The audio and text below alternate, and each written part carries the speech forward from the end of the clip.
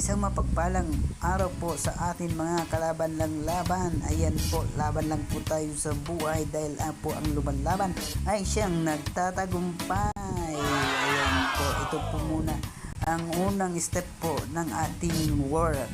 Ayan po, po tayo, lilinis muna tayo ng mga opisina. Habang naglilinis, ayan po, pakilala muna po ako sa inyo. Ako nga po pala si Arvin Laban na nakapagtapos ng Sorsogon State University Magallanes Campus ng Bachelor Science in Fisheries and Aquaculture Science. Siguro nagtataka po tayo dahil po ito po nagtatrabaho po tayo. Ito po muna ang ating trabaho dahil po grinab ko po yung opportunity after ng aking graduation dahil po nag-aaral pa ang aking kapatid. Kaya ito po tayo, grinab na po yung opportunity para makatulong na din sa magulang. Mabawasan na din yung problema ng aking magulang. Kaya yun, dito po tayo nagtatrabaho po muna tayo. Trabaho na muna. Pagkatapos po nila, sila naman po yung magtrabaho at ako yung mag-take ng exam or board exam dahil po ang aking nakuhang course ay kailangan po muna mag-board exam para po tayo ay makakuha po ng license. So sa ngayon po, tiis-tiis lang po muna tayo. Ayan po, dahil po nag-aaral ang dalawa kong kapatid. Kailangan po muna ng may mag-suporta din sa kanila. Kaya ito, grinab ko po muna ang opportunity na ito. At pagkatapos nila, ako naman po yung mag-exam.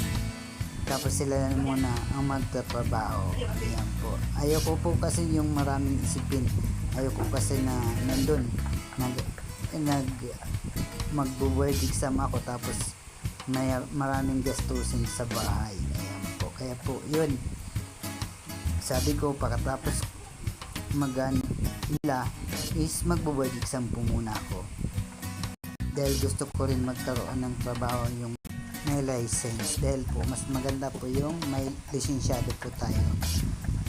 At dahil alam ko yun din ang mga pangarap ng aking pamilya, maging ang aking nanay at tatay na nagtrabaho sila sa bukid para makapagtapos ako sa pag-aaral. Kaya ngayon, sabi ko, trabaho muna tayo. Grinab ko na yung opportunity para magkaroon ng trabaho at kumita na din at makatulong sa kanila. Una ko palang trabaho is sa Dole po.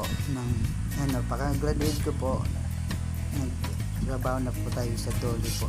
Yung CIP, 6 months po yun. After ng 6 months, ay nagtrabaho naman po tayo dito sa Belo City.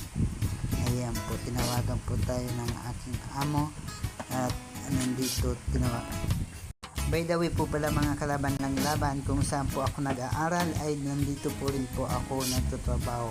At kung saan po ako nagtatrabaho, dito po rin po ako nag-OJT po sa campus na ito ng Sorsogon State University Magallanes Campus.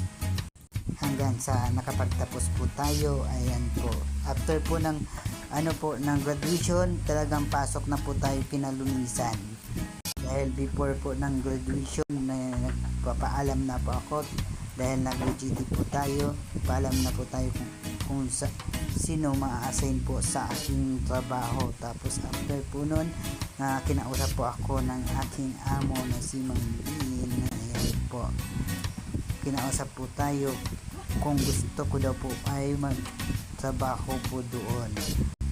Ayan po, kaya yun, grinab po natin yung opportunity dahil sa kagustuhan kong makapagtapos din po ang aking dalawang kapatid na nag-aaral. Ang isa po ay ang aking kakambal dahil po huminto po ang aking kakambal sa pag-aaral ng pandemic dahil po isa lang po yung ginagamit po na cellphone.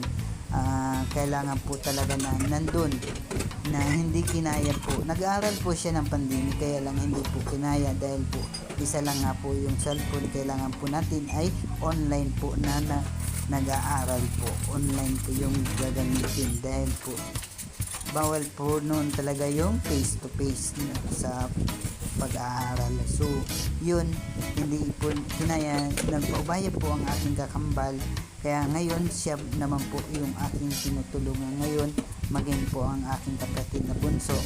Nag-aaral po sila ngayon, 4th year na ngayong ayan, 4th year na po sila ngayon, magtatapos na din po. Kaya yun, sabi nga po, laban lang ng laban po tayo sa buhay, mga kalaban. Kumusta po tayo na ayan, na nandun, sabi ko nga po na ayun, sabi ko aral habang ako'y trabaho kayo muna ay mag-aral muna.